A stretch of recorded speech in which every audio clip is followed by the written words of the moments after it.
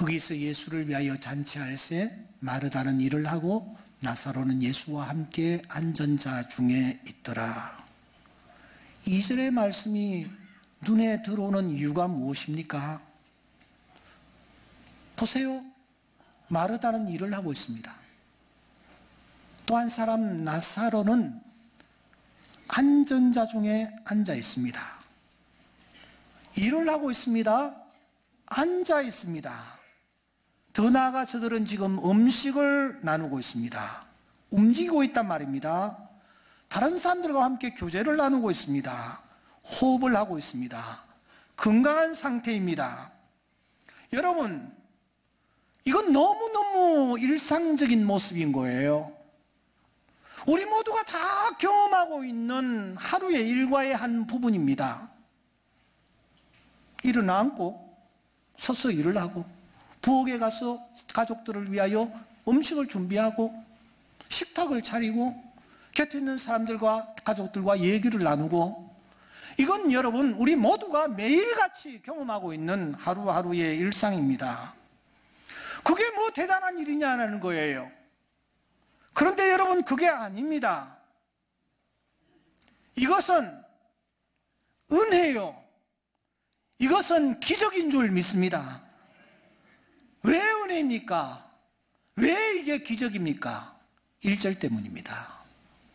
1절을 주목하십시오. 1절에 보면은 이런 말씀이 있습니다. 이곳은 예수께서 죽은 자 가운데서 살리신 나사로가 있는 곳이라. 그렇게 말씀합니다. 이 1절의 말씀은 바로 앞에 사건을 다시 한번 돌아가게 만듭니다. 우리로 하여금 앞에 있는 사건을 다시 한번 되새김질하기를 원하는 메시지입니다. 이곳은 주께서 죽은 자 가운데서 살리신 나사로가 있는 곳이라.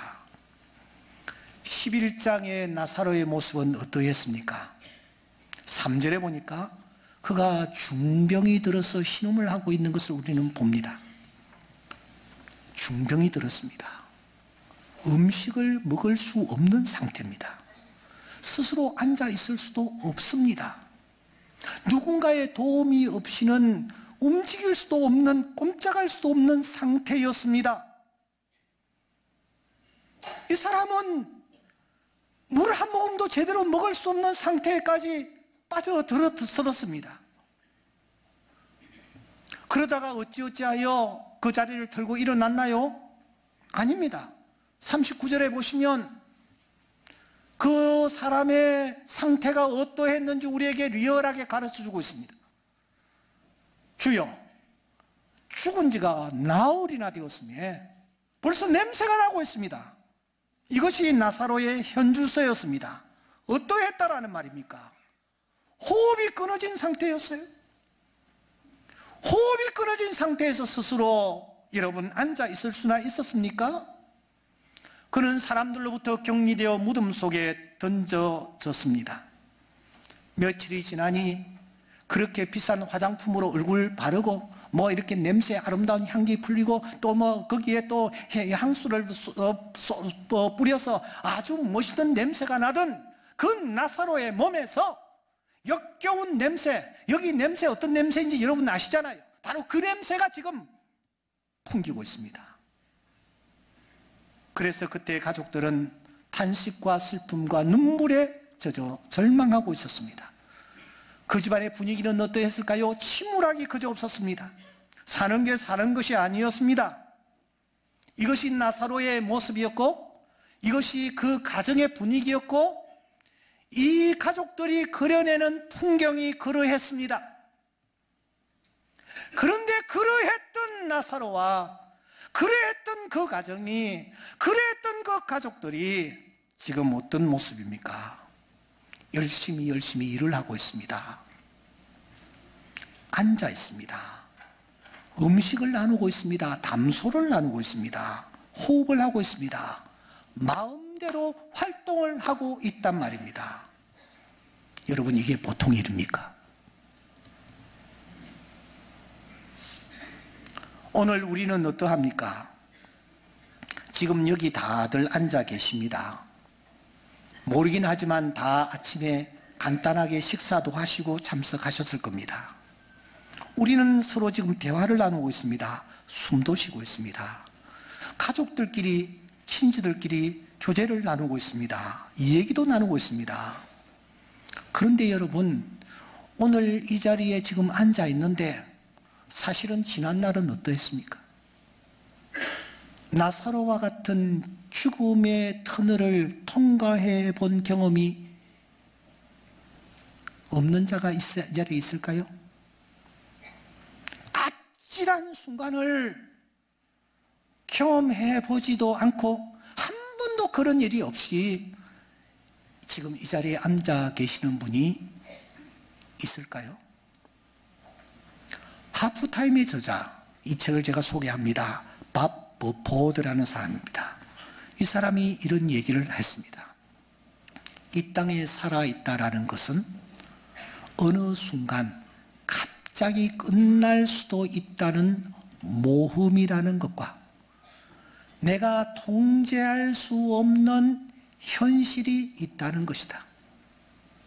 내가 지금 숨쉬고 있다는 것은 어느 순간 갑자기 떠날 수 있다는 것, 또 하나는 내가 통제할 수 없는 현실, 그 현실을 맞닥뜨리게 된다라는 것, 이것을 알려주는 것이라는 것입니다.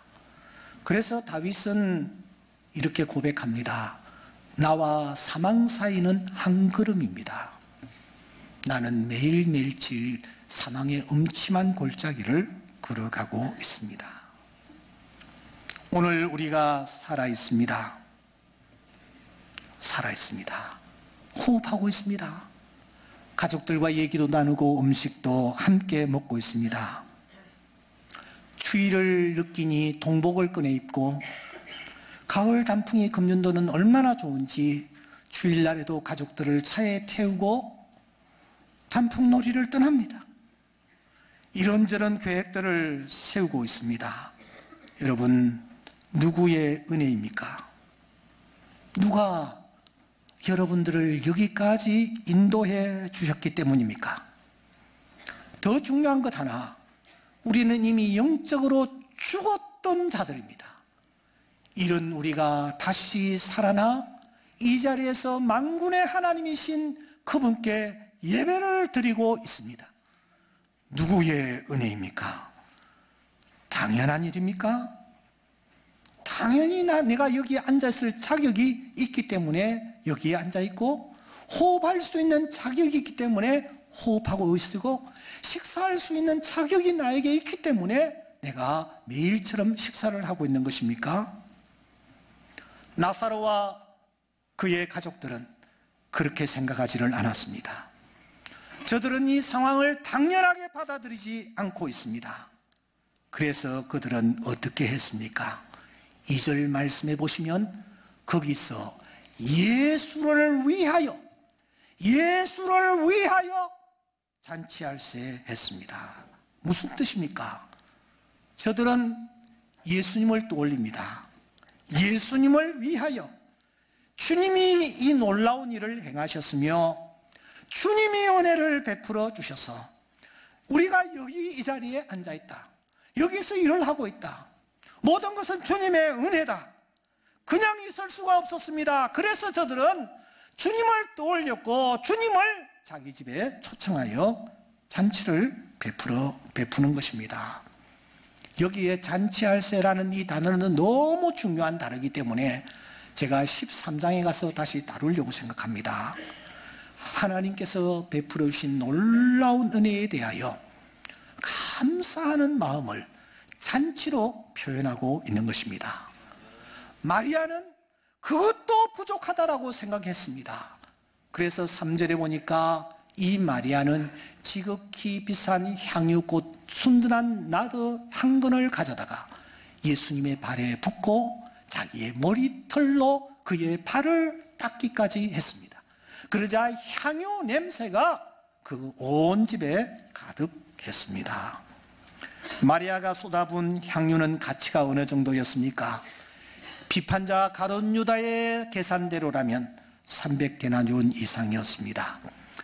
당시 노동자가 1년 동안 열심히 뼈 빠지게 노력하여 한 푼도 쓰지 않냐고 모은 수입의 전부인 것입니다. 이것을 그냥 찔끔찔끔 너무 아깝다고 생각하면서 그냥 찔끔찔끔 내놓은 것이 아니라 오늘 성경에 보면은 쏟아 부었습니다. 주님에 대한 감사, 주님의 은혜에 대해서 그가 정말 감사하는 마음으로 그가 주님 앞에 이 예물을 드리는 것입니다. 그러자 한순간 냄새가 바뀌었습니다. 조금 전까지는 무덤에서 나는 냄새, 썩는 냄새였습니다. 그런데 이제는 향기로운 냄새가 그 집 전체에 가득 풍기기 시작했습니다. 그래서 이 시간 저는 여러분들에게 다시 묻습니다. 오늘 나는 어떠합니까? 지금 여기 앉아 있습니다. 식사를 했습니다. 대화를 나누고 있습니다. 호흡도 하고 있습니다. 가족들과 오붓한 시간을 보내고 있습니다. 학교에 갔더니 돌아왔고 직장에 갔더니 다시 남편은 돌아왔습니다. 그런데 지금까지의 여정에서 나사로와 같은 죽음의 터널, 그야말로 아찔한 순간을 전혀 나는 경험해 보지도 않고 지금 여기까지 이르렀습니까? 이런 자가 계십니까? 제가 여기 지금 손바닥을 자세히 보시면 빨간 상처를 보실 거예요. 이 상처뿐만 아니라 이쪽에도 이럴 때 마이크 좀 크게 좀 보여주면 더 좋은데 무릎에도 상당한 상처들이 있습니다. 어제 아침 일이었습니다. 제가 길바닥에 갑자기 뒹굴어지는 거예요. 아니 누가 밀지도 않고 뭐 돌뿌리에 걸린 것도 아닌데 도대체 어떻게 됐는지 나는 지금까지도 잘 모르겠어요. 그렇다고 해서 내가 간질이 있는 것도 아니에요.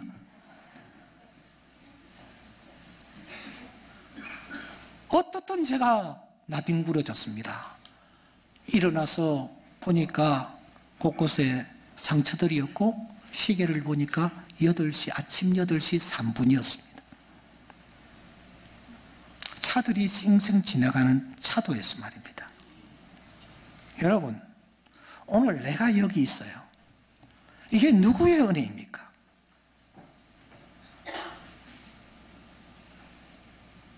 그래서 여러분들은 주님을 향하여 어떤 반응을 보이고 있습니까?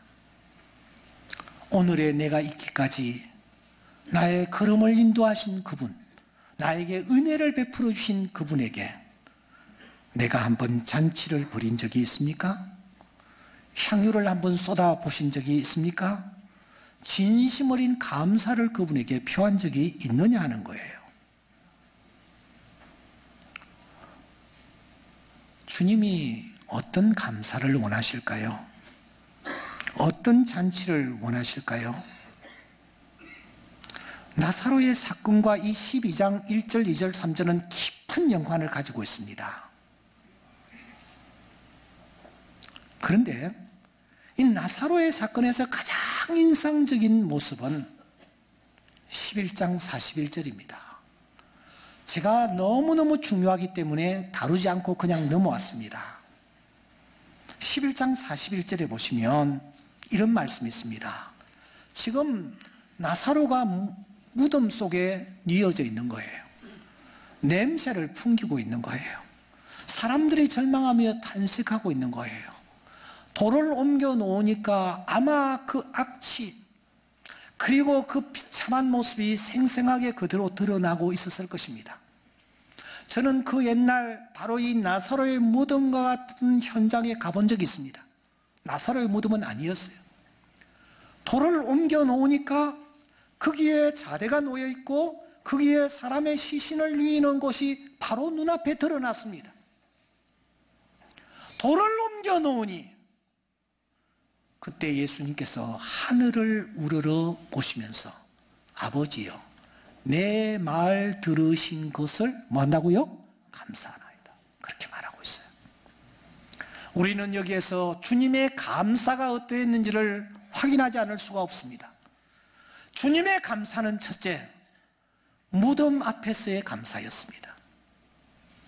뭐가 잘 풀려나가고 승승장구하고 탄탄대로가 펼쳐지고 있기 때문에 감사하는 것이 아닙니다. 무덤이에요. 무덤은 절망의 대명사입니다. 슬픔과 통곡을 할 수밖에 없는 처절한 장소입니다. 그 장소에서, 그 앞에서 주님은 감사하고 있습니다. 두 번째로 주님의 감사는, 사랑하는 여러분, 남의 일로 인한 감사입니다. 내 것 때문에 내가 잘 되고 내가 문제가 잘 풀려나가고 그래서 감사하는 것이 아니에요. 남의 일, 마르다와 마리아, 나사로는 제3자입니다. 다른 사람의 일에 감사하는 겁니다. 더 나아가 예수님의 이 감사는 될 줄 믿고의 감사입니다. 지금 여러분, 나사로는 살아나지 않았습니다. 처절한 상태 그대로입니다. 그럼에도 불구하고 하나님께서 나의 기도를 들으시고 응답해 주시며 오늘 이 상황을 변화시켜 주실 것이라는 믿음으로 하나님 앞에 감사를 드리고 있는 것입니다. 주님께서는 지금 진정한 감사, 하나님이 기뻐하시는 감사, 그 감사가 어떤 감사인지를 우리에게 알려주고 있는 것입니다. 이 감사가 기적을 창조했습니다. 이 감사가 나사로를 살려냈습니다. 그 과정에 큰 기쁨이 찾아왔습니다. 오늘 나의 감사는 어떤 감사입니까? 어떤 색깔입니까? 무덤 앞에서 그럼에도 불구하고 감사해 보신 적이 있습니까? 아무런 상황이 변화되지 않냐고 더 처절한 상황에 던져지고 있는 그 자리에서 감사해 본 적이 있느냐는 거예요. 나의 감사가 다른 사람으로 인하여 감사해 보신 적이 있습니까? 내 가족, 내 자녀, 내 남편, 내 사업장을 놓고는 감사한 적이 있을 거예요. 그런데 다른 사람에게 일어난 문제 때문에 하나님 앞에 여러분 감사해 보신 적이 있습니까? 이 교회 담임인 옥목사를 놓고 여러분 하나님 앞에 감사해 보신 적이 있습니까? 저 집에 어떤 자녀가 그래도 어렵게 대학에 입학을 했다, 그 사실 때문에 하나님 앞에 감사해 보신 적이 있습니까? 다른 사람들이 잘 될 때에 질투하고, 다른 사람들이 잘 될 때에 그랬었지 그래 하면서 어떻든 내실이 내리려고 하는 그런 어떤 생각에서 우리가 그것을 감정을 감사로 한번 바꿔본 적이 있느냐라는 거예요. 더 중요한 것은 정말 내가 될 줄 믿고 하나님 앞에 감사를 해본 적이 있느냐라는 것입니다. 사랑하는 여러분, 오늘 우리는 1년에 한 차례 하나님 앞에 감사하는 추수감사절로 지키고 있습니다. 하나님께서는 말씀하십니다. 맥추절을 지켜라. 첫 열매를 주님 앞에 드려라. 수장절을 지켜라. 수고하여 이룬 것을 연말에 밭에서부터 거두어 저장함이니라. 농경사회이기 때문에 이 말씀은 오늘 우리 삶의 터전에서 우리가 하나님 앞에 받은 바 수익의 중요한 부분들을 하나님 앞에 드려야 함을 알려주는 것입니다. 내 모든 남자는 1년에 매년 3번씩 주 여호와께 보일지어다. 이게 무슨 말입니까? 1년에 3번 하나님 앞에 나오라는 뜻일까요? 아니에요. 적어도 1년에 3번 정도는 하나님 앞에 특별한 잔치를 하나님 앞에 베풀으라라는 것입니다. 너는 나올 때 빈손으로 내 앞에 나오지 말지니라. 그렇게 말씀을 하고 있습니다. 제가 지난주에 한 분을 만났습니다. 그분은 에쿠스를 타고 다니는 분이에요. 또 운전을 해가다가 쫙 뻗은 길에서 너무너무 졸려가지고 그냥 깜빡하는 사이에 차가 그냥 중앙선을 뛰어넘으면서 맞은편에 오는 차와 부딪혔습니다. 여기도 한 120km, 저기도 한 100km, 이 두 차가 부딪혔으니 결과가 어떻게 되겠습니까? 정신을 차리고 보니 병원이었고 자기의 온몸은 망가질 대로 망가진 상태, 곳곳에 철심을 박은 상태였습니다. 그는 자신이 지금 살아있다는 것이 은혜요 기적이라는 것을 깨닫게 되었습니다. 그래서 그는 병상에서 결심을 합니다. 내가 여호와께서 내게 주신 이 은혜를 무엇으로 보답할까? 라고 생각하다가 내가 추수감사절에는 내 1년 수입 총액의 100분의 1을 추수감사절 헌금으로 드리겠다. 그리고 내가 추수감사절에는 내 수입의 10분의 1을 하나님 앞에 드리겠다. 그렇게 생각을 하고 그렇게 실천을 해오고 있다라는 거예요. 금년도에 그가 하나님 앞에 추수감사절로 드려야 할 헌금을 계산해 보니 한 6천만 원 정도 된다라는 거예요. 드리겠다라는 겁니다. 왜냐고요? 살아있다라는 것 자체가 너무너무 감사했기 때문입니다. 세계 최대 월마트의 창업주, 우리는 샘 윌턴이라는 분을 알고 있습니다. 그가 얼마나 돈을 많이 벌여들었기에 미국 시애틀을 통째로 사고도 남을 만큼 많은 돈을 벌었습니다. 그런데 그런 그가 마지막으로 남긴 말이 무엇인지 아십니까? 나는 인생을 잘못 살았다. 하나님께 감사하지를 못했다.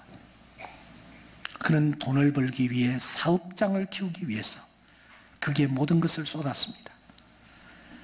그 자식들에 대해서 아는 바도 없었어요. 심지어 자기의 손자들의 이름조차도 반은 외우지를 못했습니다.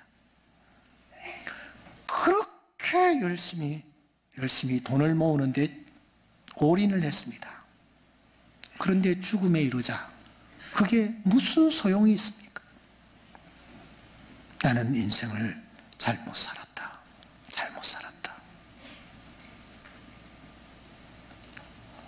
한 분이 계십니다.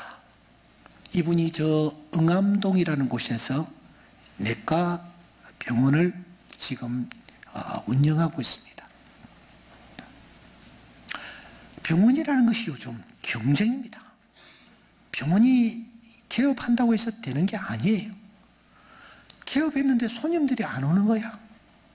그래서 CCTV를 딱 문에다가 씌워놓고 어쩌다가 환자가 들어오는 순간이면은 일어나서 하나님 앞에 감사했습니다. 하나님 감사합니다. 하고서는 정성껏 진료를 했습니다. 감사에 감사가 지나가니까 계속해서 환자가 늘어나기 시작했습니다. 70명, 100명, 150명. 그때마다 그는 초심을 잃지 않고 감사를 드립니다. 하루에 70번, 하루에 100번, 하루에 150번 감사를 드리는 것입니다. 하나님께서 그런 그를 사랑하셔서 더 은혜를 주시고 조선일보에 한 6년가량 동안 칼럼을 쓰게 하시고 제가 언제 이 선생님을 한번 모실까 생각합니다. 감사를 하면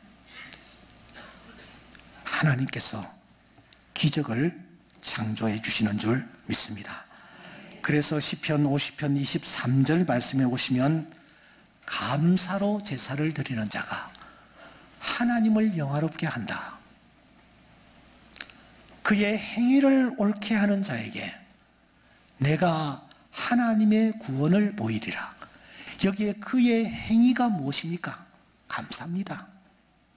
감사를 제대로 하는 자에게 내가 하나님의 구원을 보이리라. 그렇게 말씀하는 것입니다. 바울 사도는 골로새 교회에 편지하면서 말합니다. 너희들 예수 믿는 사람이니? 예수 믿는 사람이니? 그렇게 질문을 던집니다. 그렇다면 그 안에서 행동을 해라. 그렇게 말씀합니다. 그 안에서 행하되, 행하는 것이 무엇이냐? 믿음에 굳게 서서 감사함을 넘치게 하는 것이라고 가르쳤습니다. 예수 그리스도를 주님으로 받은 자는 행함이 있어야 돼요. 행함이 뭐냐? 감사함을 넘치게 하는 것이라고 성경이 얘기하는 것입니다. 사랑하는 여러분, 오늘 우리가 이 뜻깊은 추수감사절을 지키면서 다시 한번 내가 여기에 앉아있고, 내가 호흡하고 있고, 내가 식사를 하고 있고, 내가 가족들과 얘기를 나누고, 지금 내가 걸어 다닐 수 있다는 것 자체가 하나님의 은혜요, 기적이라고 믿으면서 나사로처럼, 마르다와 마리아처럼 주님 앞에 잔치하는 오늘이 이 시간 될 수 있기를 주의 이름으로 축원합니다. 그런 자를 하나님께서 계속해서 구원을 보여주실 줄 믿습니다. 이 세상에는 세 종류의 사람이 있습니다. 은혜를 알고도 은혜를 모르는 사람입니다. 룻과 같은 사람이죠. 둘째는 은혜를 오히려 원수로 갚는 사람입니다. 가룟 유다와 같은 인물이죠. 셋째는 은혜를 알고 은혜에 감사하는 사람입니다. 다윗이 그 대표적인 인물이었습니다. 그의 삶은 구구절절 감사로 넘쳤습니다. 그의 감사를 지난 한 주간 동안 제가 추적하면서 살폈습니다. 5가지의 특징이 있더라고요. 첫째는 전심으로 감사를 끊어냈습니다. 둘째는 기쁨으로 감사했습니다. 셋째는 크게 감사했습니다. 넷째로는 물질로 감사했습니다. 다섯째로는 단회가 아니라 영원히 살아있는 동안 하나님 앞에 감사했습니다. 우리의 감사가 이런 감사가 될 수 있기를 주의 이름으로 축원합니다.